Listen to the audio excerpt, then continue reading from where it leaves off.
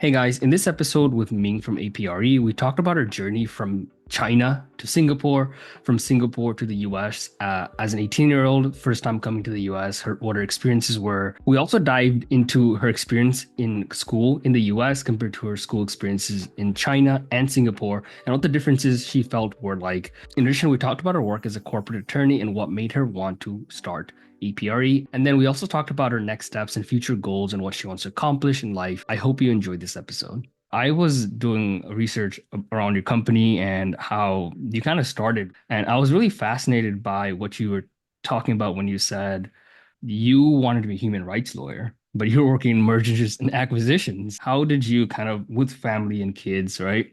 How did you take the leap to do a startup? What gave you the courage to want to go out and like do that, especially with all the responsibilities that you have in the home?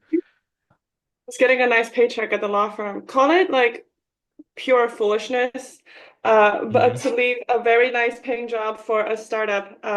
But here's what happened in college. I've actually written an essay about my belief in Mhm.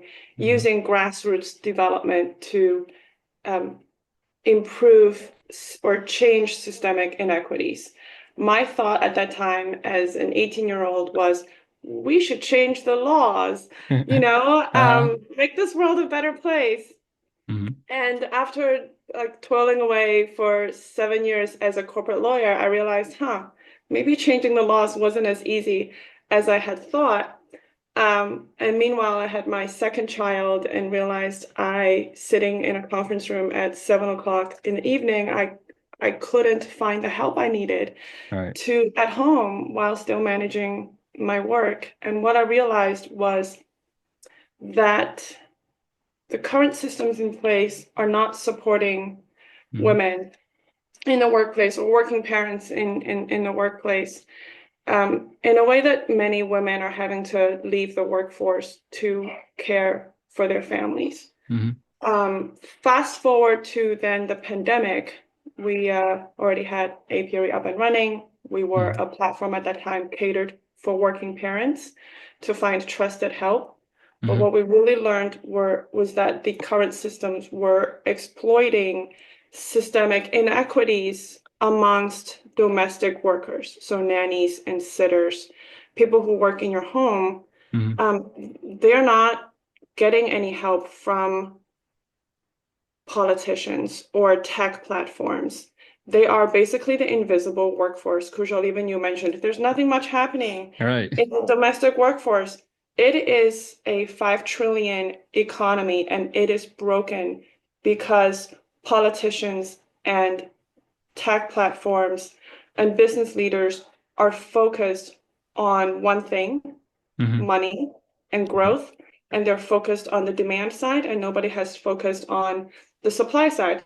The care providers who are getting paid $12, $15 an hour, who are Mhm. still applying to jobs on pieces of paper, when today Wow. everything is done electronically. All So right. we turn in focus to build for these care workers at a and really trying to change the care economy from a grassroots level. Mhm. So it's a long story, but that's how I kind of came back to, I think, what I've just always believed in, that change comes from the grassroots level. Yeah, so kind of hearing your story, if it seems like you always wanted to go in this direction of helping and doing something good. Do you think the problem itself was so like big, or the problem itself was like no one else is doing it? Like I have to be the one to do it. That what gave you the courage? Because it takes a, from my point of view or how I see it, it takes a lot of like courage, a lot of like moving forward and pushing through, especially when you have kids, you have a family. There's like so much responsibilities that you have to hold to take that leap into a startup, which begins as nothing. You start with basically nothing in the bank, right? Yeah, yeah, I didn't think about that, Kushal. That's why I think an element of foolishness is required to start a company. All I thought was, my co-founder, Ishuan, Mhm. whose sister was a client of mine at that time, all we thought was, geez, how hard could it be to find a trusted care provider to come to your house a few hours a week to help you out?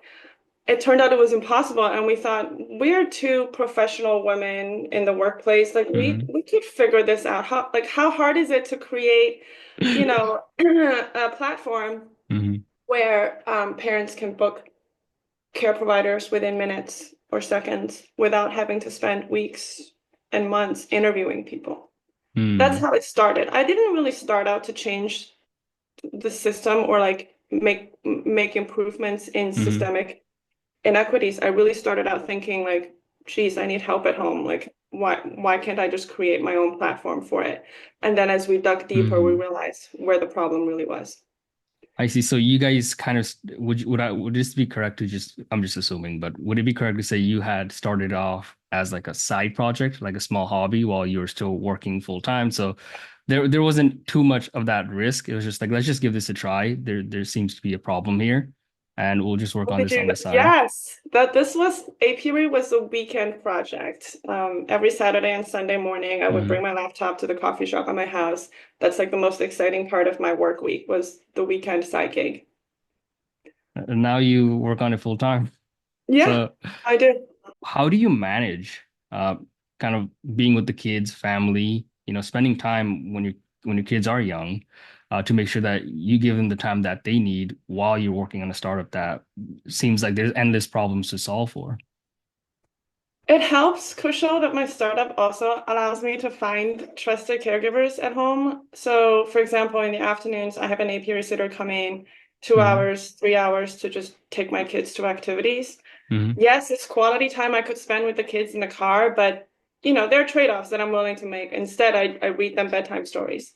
I'm also fortunate that my mom visits from China a couple of months a year to help us Hmm. out and spend time with the grandkids. My husband is very involved as a parent. I would Hmm. say we're pretty much equally involved as parents with our children. So uh, I'm finding like I'm able, like very fortunate to be able to strike a balance between work and family. That's kind of the goal for everyone. I've seen lots of startup founders kind of go in one direction and just be so focused on their startup that everything in their life kind of just falls apart, you know? They don't I'm keep not up with saying that I have friends. everything together, but just with the kids part, I think I'm Yeah. okay.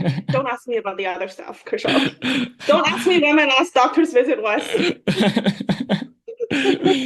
I have heard lots of stories. I have heard about one going to the doctors and realizing that they're putting so much stress on their body and they had to cool down and like they had to like actually take a step back and look through what they've actually been putting their body through because when you're working on something, they're just so obsessed with it that they don't like think about anything else. Uh, you mentioned your mom comes from China. So she's still in China. When did you come over to the US? When I was 18 for college, I came over, actually not from China, from Singapore. I moved to Singapore when I was a kid, but my mom So, stayed in China. so you were alone in Singapore, or were you with your No, dad? no, my dad had to move to Singapore. They're still together, but Oh, when I was 10, my dad had to move to Singapore for work, and my mom stayed in China. It was hard to find work at that time, so we were apart for like during my middle school and high school years, but I stayed with my dad. and then from Singapore, you moved to the US. Was that with your dad too, or is that like just No, I solo? came here by myself. My dad didn't want to come to America. So you kind of, as an 18-year-old, you kind of came from Singapore without being with your mom for a couple of years. You had to move to America. How was that? How was that like? Were you scared? Was it like an because you how much English did you know? Because it's a different culture and everything's different. How was that like? To take me through like how you felt when you were coming to the US. So I spoke English at that time. I mean, Mm, I learned English when I was a kid in China, and then in Singapore, the primary language was English. So that wasn't a problem. mm, It was a bit of a culture shock. Singapore, as you know, and Guangzhou, where I came from, where I was born, are big mm. cities. I landed in Detroit and drove through what looked like endless cornfields to Ann Arbor, Michigan. And I was like, what am I doing in this country? That was the biggest culture shock. Then the second culture shock came when I was I was walking on campus and I saw this protest happening.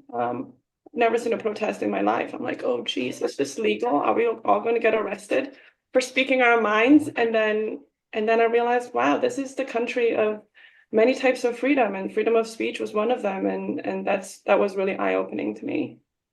Coming to the US in the dorms alone, um, from Singapore, how difficult was it kind of like changing what you were doing previously in Singapore to the US culture and the ways that's being done in the US? It wasn't difficult at all. I mean, I was very fortunate to have my roommate that was like blind matched to me. Her name is Emma. She's still one of my Hmm. best friends today. She really helped me with figuring things out in college.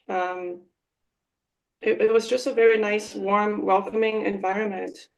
Everyone, like, there's so many international students, so many different types of student groups. Right. It was maybe I'm forgetting the hard bits, but I think it was a good transition from Singapore to Michigan.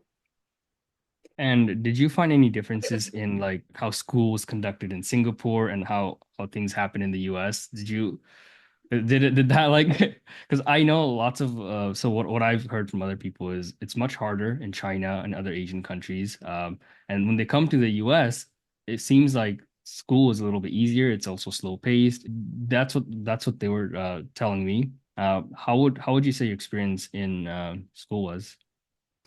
So academically, I would say China was the hardest compared to Hmm. Singapore, and the US. There was a lot of work to be done, and not work that's driven by you, but work that's driven by the school. Like we were Mm. work, like, people were doing homework late in the evenings, and this is in elementary school when I was in China, and I heard that it only got worse as you progressed. Singapore, it was more balanced. I think it was like an in-between American education and Chinese education where we still had Hmm. time to do sports and after school activities, but it was very academically driven. In America, when I first arrived, I thought, oh wow, school is so easy. You just have a few credits that you can take between the hours of like 9 to 3, and then you can have fun the rest of the time. But what I didn't realize was the hardest thing in the American education is that it Mm. required a lot of like entrepreneurial spirit, if you will. Like Mm. you drive your own studies, you figure Hmm. out your own research project, you go to the Mm. professor if you have questions. They're not just Right. constantly testing you and then helping you out and giving you work. That's where I really like struggled actually. Hmm. I realized this, I think, in my sophomore junior year, which was that a lot of the work goes on in the back that is self-driven that I was Hmm. not accustomed to doing. And I think it took me until law school to kind of figure that piece out to make the Yeah. most of my education. Yeah, I think what you said kind of makes sense. In China, even in Singapore, they're probably like the teachers are there helping you. You didn't have to push as much as like yourself. Like they were there to like kind of it's like the Asian stereotype. Your parents are strict. Your parents tell you what you do, right? Because there's an And then element of truth in it. right, Yeah. and they kind of give you the direction. And I guess when you came here, you didn't have that like direction giving by someone else, and you had to kind of go up on your own and like ask questions or like do the things that you want to do, and it just wasn't more streamlined, um, like it was in the past. Yeah. Yeah. Like, I think the American education system teaches you innovation, creativity, and like entrepreneurship in a way that, at least growing up, I didn't have the benefit of learning. Yeah, I think it puts more responsibility on yourself to kind of figure out your own education because as long as the amount of Absolutely. effort you put in to your education, to your work, is the reward that you get, right? So that's Yes, like it's on you. exactly. So you can cruise school and not do anything and still graduate, or you can put more effort and get all the benefits that you'd want from it. It's like more on you to kind of figure out where you should be and how you should do things. Would that be like a correct way of saying it? Absolutely. Yeah. Did you go to school here? Yeah. Yeah, so you're familiar with that system, or did you go to school in Asia at all? No, I went to school in Asia for like first and second grade.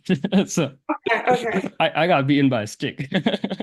So did I, right here on my knuckles for getting the math questions wrong. A cane to my knuckles. So, because we had like straw huts, because it's from a village, so it's not straw, but more like steel buildings that, Okay. and I used to climb on top of it when I was going to be beaten by the teachers. So American of you. So I was like running away from being Fascinating. getting beaten. Yeah. Yeah, that's a important part of childhood memories for a lot of us growing up in Asia, just running away from people who are trying to, people who really care about us and love us. But Yeah. yeah, Yeah, beating and is then I came to the US and I have not gotten beaten so far. So it's been a good experience. it's a low bar, a very low bar. Yeah. Education is great. I've not been caned by anyone. Yeah, education is great, but American cultures in general, like people don't try hard in school, from what I know. I went to public school, so there's a section of people who do try hard, some who don't, and I mean, in the end, everyone kind of passes and they cruise by. But like, seems like in the American culture, how I saw it is like you have certain groups of people, they do certain, they're driven in certain ways, and they kind of form their own circles, and they hang out with those people. And you can kind of see from early on, like which direction the person will go in life. It's on the parents' hand to make sure the kids grow up well. And how are you kind of raising your kids so that they end up on the right track and make sure that they value education, that they are actually, prioritizing the things that they need to prioritize? I think I can answer that in about 10 years when my kids are actually in college. I don't know what I'm doing right or what I'm doing wrong for sure. I could be messing it all up for all I know. We'll schedule Um, this again in 10 years. yeah, so I I don't know. I know that I'm not like the type of parent that is maybe stereotypically Chinese, at least in Like very China. strict, or Yeah, I'm not strict. My kids are failing a little bit in math, which is embarrassing because they are Chinese and Indian. My husband is half Indian, so like you have a Chinese Indian child who's not doing well in math. When I realized my parenting is lacking. The racial stereotypes aside, I think I let them do their thing, you know. Mm, I don't need them to be the top of their class. I don't need them to score 100% or A plus every time. I think at their age, they're 8 and 10 years old, what's more important is for them to have a well-rounded education, mhm. um, learning, empathy, Right, kindness, leadership. Um, right, and being creative and innovative, mhm, developing a sense of confidence. I right. care about that more than whether or not they make some mistakes, in spelling or in math. Although if you told them that, I would never tell them. Like I would deny it if you ever told them that. But that's my personal focus. I think in middle school and maybe in high school, we'll Mhm. turn more to the academics. Yeah, I think what you're saying makes sense. I think you need to make learning fun. Make them like have fun or enjoy, because kids seek to play, right? And anything that you can make fun, they'll start grabbing into that. And I think from my kind of philosophy is, I don't have kids yet, by the way, but my philosophy is, let them be who they are, like appreciate them for who they are, love them completely, but also show them, hey, there's room for growth, and Yeah. also show them the funness of actually learning and becoming better and improving. Um, that's kind of what I'm thinking. Is that, I mean, empathy is one of the most important things, I would say. Yeah, the fun, I think learning how to enjoy learning is itself a process, and absolutely, I think that is one thing that at least I see the American, at least locally my public school Mhm. really excels at compared to the learning I had in China where everything was rote learning, whereas here the kids talk about their feelings about math Mhm. and laugh about Right. it, but really they gain an acute sense of understanding in math that I probably never had until later on in life. Now I can't even calculate tips, so I don't know if I got that later on in life. I also whip out the calculator for that. Yeah, right. Especially after a few drinks, you're like, oh, what is 20%? But I think what you're saying makes sense. Like from you, where you came from and where I learned for a couple of years, it was more strict. You have to do this. You got to do this. Like this is the way things are. And here, there's more a little bit of openness to things. Like, oh, I don't like math that much, or there's opinions in there a little bit, or a funness of it. And Mhm. there, it's just like, here's this workbook. Here's all you have to do. And you have no opinions. You can't say anything about it. You just have to do it. This is the way. And you're a Yeah. little kid. And Yeah, with here, a cake behind you. right. So I like that about the American culture. Let's talk about your career in law. When did you first start working for a firm? Right after I graduated from law school. I So that wanted to do was human rights law. So that was 2009. 2009. Yeah, I wanted to do human rights law. I went to my professor, Professor Sloan, actually, BU Law, international law professor. It was my favorite class in law school. I was like, Professor Sloan, I would like to practice human rights law. How do you suggest that I go about it? He goes, what passport do you have? I'm like, Chinese passport. He was like, find a different career first. Not in human rights law. What, He's like, I can't help what, you if you get jailed in China for practicing human rights law. So I started in corporate law in 2009. But I was curious at this point in life, who do you look up to and aspire to be for your kids, for your husband, for your employees? What kind of leader are you aspiring to be? Well, the person that I look up to a lot, and with my children also, is Greta Thunberg. Hmm. Um, she believed in one thing and she just went for it. She ditched everything in her life and she just went for it. And her conviction and dedication, I believe, has made a real change in how we think about the climate. Hmm. And I think that is really powerful. And she did all of this, and she's still doing it, but she started doing all of this when she was a teenager, I Yeah, think. she was a kid. Yeah, 15, 16 years old. yeah. So I love telling her story to my kids. I love like watching her speech, her very powerful speech at the UN, um, about how you have failed us, and that kind of conviction is what I want for Hmm. myself and for my kids when they set out to do something. That you, whatever it is you do in life, really believe in it. Hmm. Try to make a positive change. Yeah, I mean, Greta is is a legend. What she has done, what she's doing, and from such a like young age. And I think everybody wants to have that kind of conviction in something in life. Like they want to like feel uh like they're working towards something. They're doing something better. Like they're doing something good in the world. Like they want to have an impact. I think that there's inherent in us to want to do good. Of course, it sometimes comes out as, forms in that don't really do good. But it is Right. that desire, I think, well, that goes into the desire of being loved, I would say. A lot of people just want to feel loved, and that's why they go out and, like they want to like kind of grab that a sense of like approval, that sense of what do you call it? The, the I think for me, it's more like self-fulfillment. Like Mhm. you are not living your life, and this is a very privileged thing, or I don't, at the risk of sounding like entitled, um, it's once you've made, if your basic needs are met, right? A lot of Right, us just have to work for right, money. Like right. that in and of itself is a goal that many of us have to work toward. We have to make money and have food and shelter, provide for our Hmm. family. But once you've reached a basic level, I think that there's a need to feel a kind of like fulfillment. Fulfillment, yeah, Uh, because after survival, right. right? That survival Yeah. range that you have after that, Like, you need a sense of fulfillment.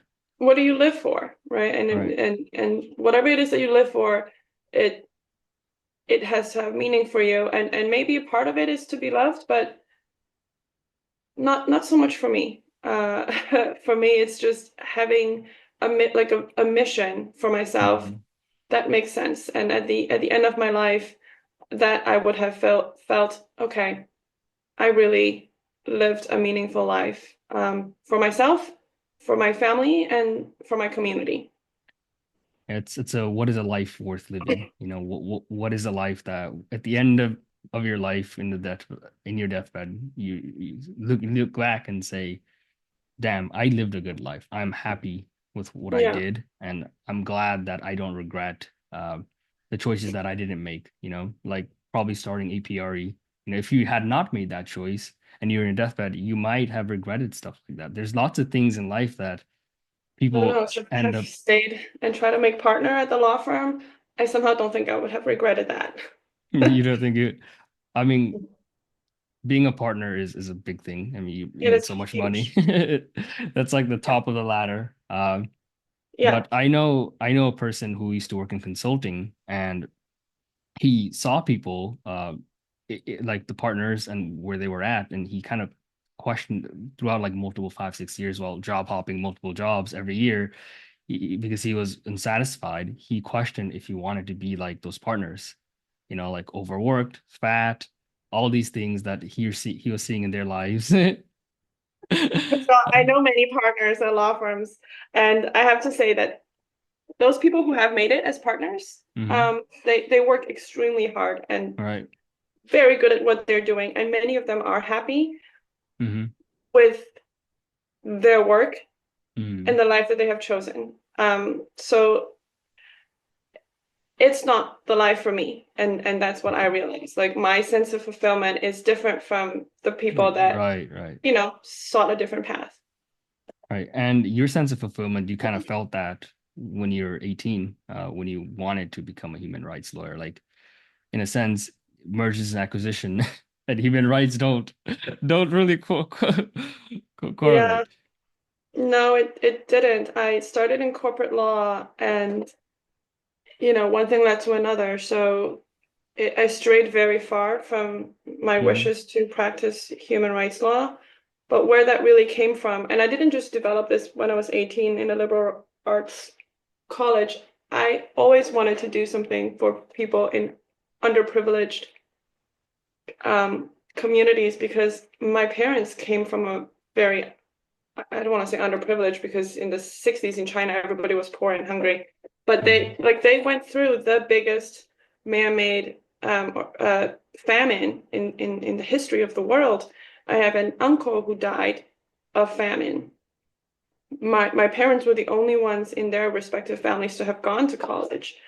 So I've Right. seen just abject poverty firsthand and heard stories about it. And I just firmly believe that there's so much we can do to improve people's lives through economic empowerment. Um, M&A may not have been the way to do it, Hmm. but practicing corporate law allowed me to better understand how the legal system worked. And I'm still able to leverage that learning today in my startup. Yeah, I feel your story too, because my parents came from Bhutan, which had an ethnic cleansing. So my grandfather was like taken to jail and like beaten up with a stick, and they were chased from their homes. So it was an Oh, ethnic cleansing in Bhutan. And my mom was like 16, 17, 18, right? And oh my wow. grandparents are still alive. So from Bhutan, they had to like walk like 3 4 days to Nepal. Might have been more. I don't, I wasn't there, but months maybe even to Nepal. And in Nepal, they stayed in a camp.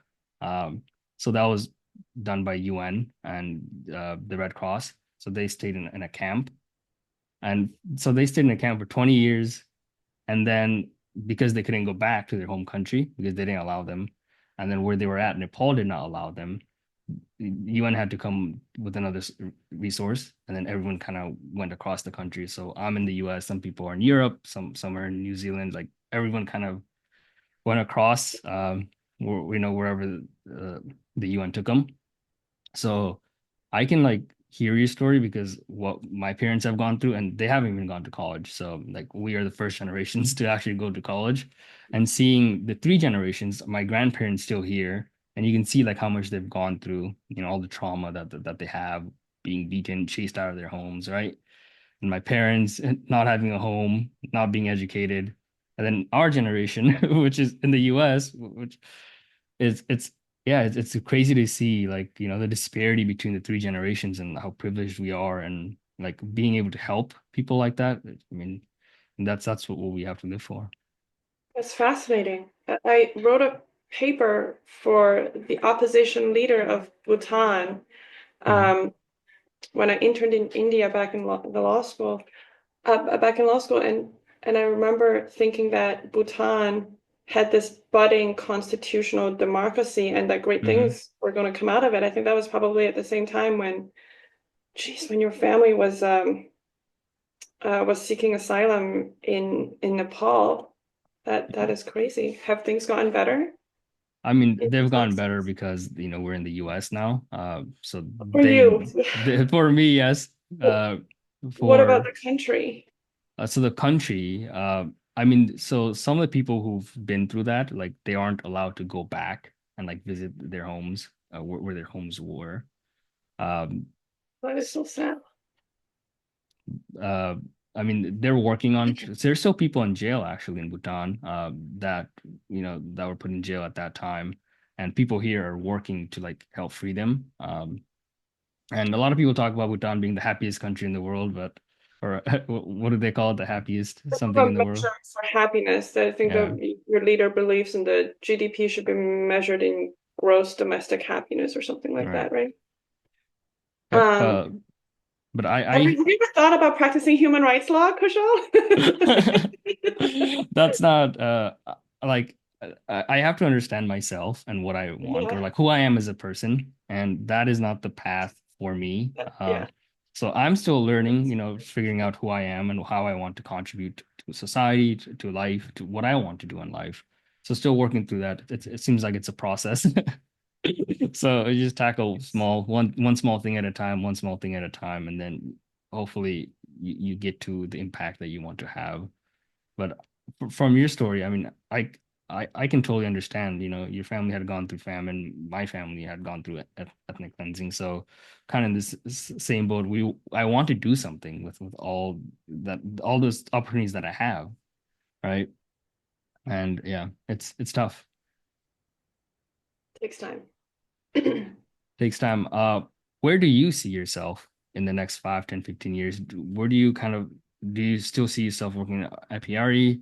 Because you've been working at it for 6 years now. Still, does it still like keep you fired up every single day? Does it still give you energy? Yes, it still does. The energy that I had, going to the coffee shop on Saturdays and Sundays after my full-time job, still there. If it's not there, Kushal, I would have quit by now. It's an extremely hard job, very Hmm. underpaid. Actually, currently unpaid because we're fundraising, but that's a whole other story. So yes, my mission, my sense of mission is still with Apiary to, you asked it, I think in 5 to 10 years' time.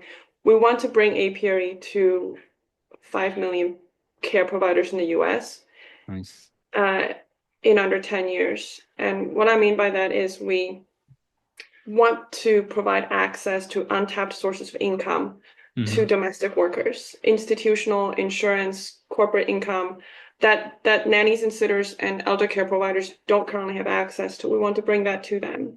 We want Hmm. to bring about benefits, portable benefits, health insurance, retirement savings to these care providers who Hmm. are currently underpaid and misclassified um, in a lot of work environments. We want to bring uh, learning, professional development resources to Right. the care providers and really just empower these care providers um, economically and professionally so that they can make a sustainable living doing what they love. Right. And like being a care provider is difficult because you have to go out and find jobs. You have to find clients. It's basically like freelancing in a sense, but it doesn't pay as much as a freelancer could charge. And you have to, and it's also in person, a lot of the times. Nowadays, freelancing is just remote.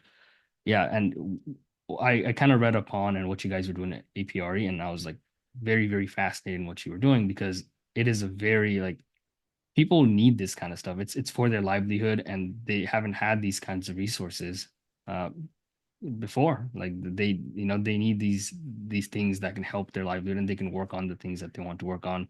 It's a tough job being a caregiver. It's a tough job, just like a lot of other jobs, but unlike other jobs, care providers don't have the protection of federal laws in many ways. So, for example, union laws, right, Uh-huh. expressly carve out domestic workers from the ability to unionize. Hmm. And this is a federal law that is steeped in just the deepest and darkest types of racial divides in the 1930s when the laws came about, Hmm. and Congress needed the southern states to approve the laws, and the southern states' condition was, okay, we will vote for it if we could carve out domestic workers and agricultural workers. So these workers happen to be predominantly Hmm. Black, minority, and Hmm. Hispanic. They were left out of the protections of federal laws, and they're still left out of the Right. protections of those federal laws. And domestic workers are not, they're not protected by OSHA because household employers are not subject to OSHA. So Hmm. laws about safety and health of the workplace do not protect the domestic workers. So domestic workers are not like freelancers today. They have no benefits, they have no Right. protections. Platforms like Upwork, they empower engineers to find work. If you look at care.com, they don't like that does not function the same way. It's a very imbalanced playing field for care providers today. Yeah, and the laws seems like it's so old. It's been since forever, and so many things have changed, and it's still in place. Not the laws, yes, because domestic workers don't really have the power, the collective bargaining power to change the law. And yes, there's the National Domestic Alliance that is doing a lot of great work out there, but Hmm. economically, as a group, um, domestic workers don't have that kind of power that, a lot of other groups of freelancers, if we will, or professions have had the ability to do. And part of what we want to do is to start Hmm. off with the basics, making a living. So Right. 12, 15 hours, maybe how much people are earning under the table, even in large cities like New York. On Apiary, the average hourly rate is $25 to $30 for Hmm. care providers. They set their own rate. We have set up our system in a way that avoids a race to the bottom for care providers. They don't actually have to find work. The work comes to them. Hmm. So care providers save a lot of hours having to interview or scroll for jobs, interview, and a lot of times getting rejected. On our platform, it's the other way around. The parents Hmm. send a request. Once the care providers sign up with us, they just get requests, job or interview requests from parents. So Right. we're looking to really just empower care providers from the bottom up. Yeah, I mean, finding jobs is a beast on its own, and if he can help find jobs for care providers, that's a big lift. So just one step at a time, one stair step at a time, get the job, give resources, slowly kind of build up and help them as best as you can. That Yeah, totally exactly. that totally makes sense. So how big are you planning on making APRE? Do you want to like take it to the big of the bigs, like hundreds of millions, or how big do you think this thing can get? Because it's a big industry. For me, it's not about so much about how big it gets, but Hmm. reaching a place where we can successfully tap into institutional income insurance Hmm. benefits for these care providers. Our target is 5 million care providers in the US in 10 years. Hmm. Can it go bigger? Absolutely. Right. We're But for us, it's about reaching that critical mass. I think even if we had 5, 10,000 care providers um, in a particular location, Hmm. we can reach that critical mass for them to access institutional Hmm. benefits in a way that the current care economy does not allow them to. Hmm. Yeah, that makes sense. What I'm getting from you is like the size, too big of it, or the big size doesn't matter. It's like the impact that you're having, the resources that you're giving, and your ability to give that to the people who really need it, and because they haven't had these things since forever and been marginalized in a sense. Uh, Yeah. so 5 million is about 10%, less than 10% of the care economy in terms of mhm. in-home care providers today. So yes, if we can reach 10% in 10 years, I will be very, very happy. Like that is a goal we're really working hard to achieve.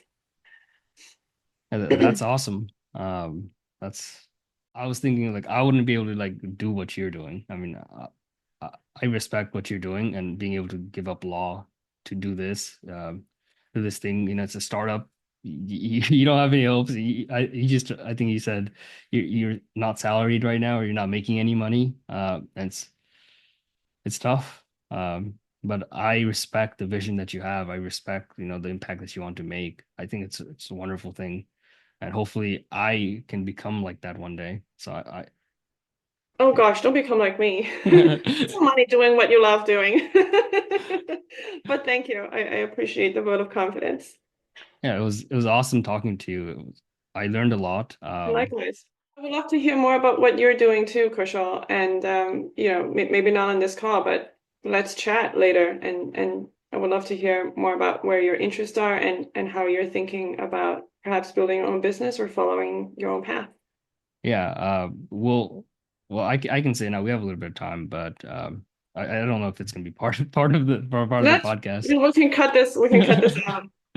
So I am very interested in philosophy, interested in like having a peaceful life, making life Wait, better. in the what? In law? In So I'm more interested in philosophy. oh, philosophy. Okay. So more on not just theoretical, but like uh, more on like life, like meditating or monks or things like that. I'm very interested in Yes. that stuff because I have seen a direct impact on my life because I've been doing those things. So in the past, my mind used to be crazy. My mind just constantly thought it was out of control.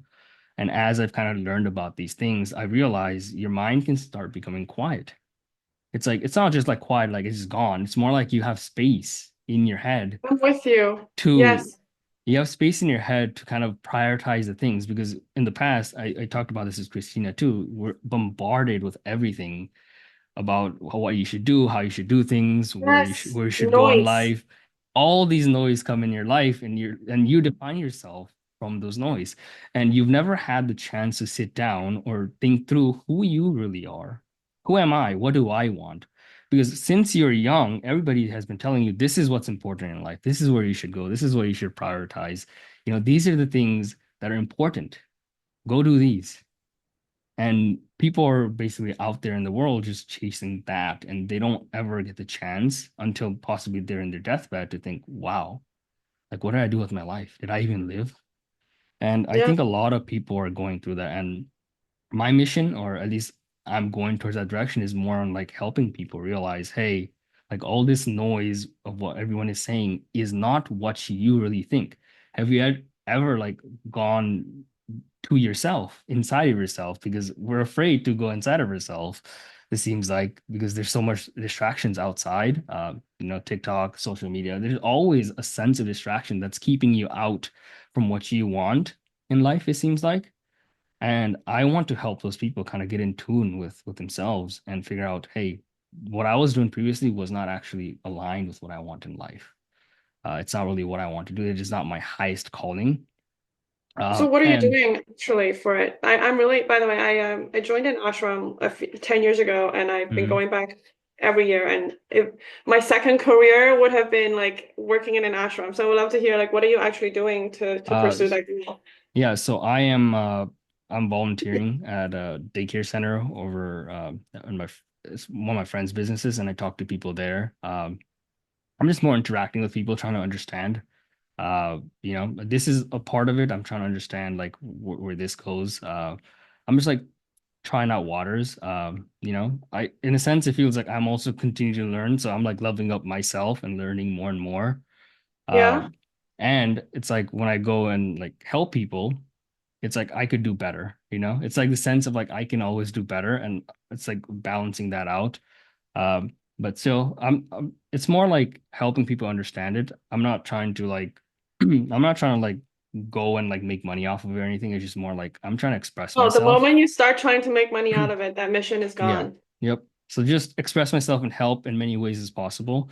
And it doesn't Yeah, have to be like trying to help like big people. It's just like family members, friends, things like that. I'm just like slowly trying to like hone my skills in a sense, because yeah. a lot of it is asking good questions. I've learned it's not like telling people what to do.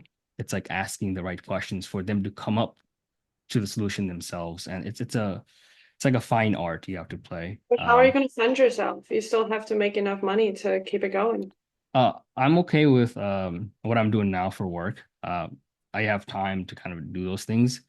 Oh, Um, so this is your side gig this is my side, yeah. that you want to be your main gig. Got Yep. it. So I'm on the process of like working things out.